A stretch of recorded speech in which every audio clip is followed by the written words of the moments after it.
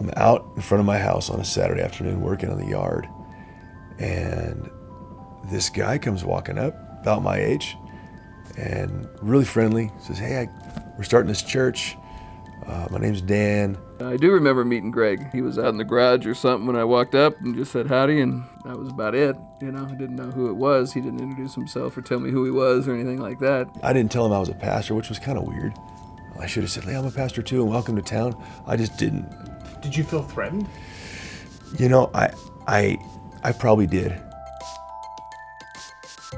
I see the billboards and I'd have kind of this, kind of bug me, you know, this we're in the same part of town and, oh, he's got billboards and I don't. And then I go to my son's baseball game and I'd see their banner of advertising their church out in center field fence.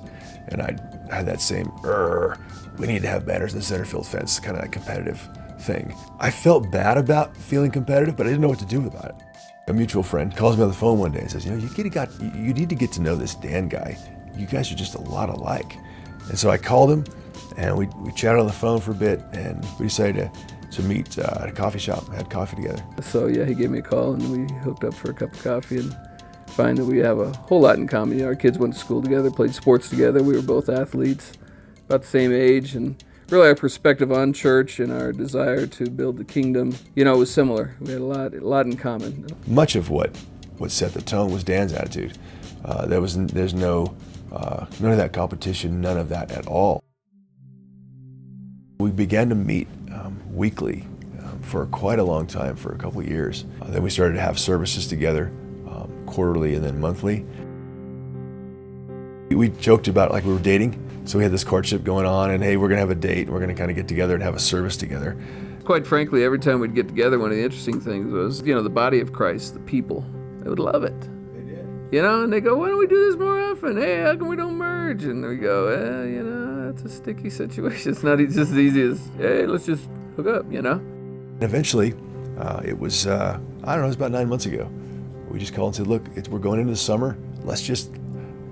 We jokingly said, let's just move in together." So we just moved in together and we just started having our services together. And then our people started to really like each other.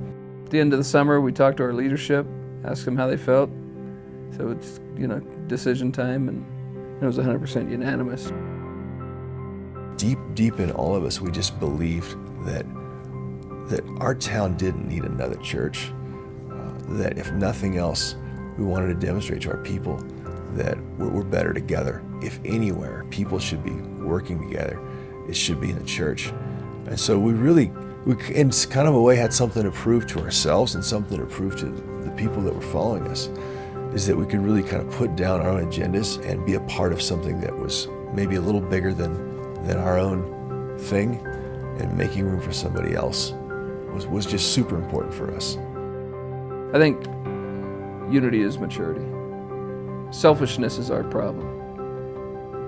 If I can get over myself, then I can have a relationship with you. It's not about me and what I want from you. And it's not about my kingdom and my glory. It's about how can I be.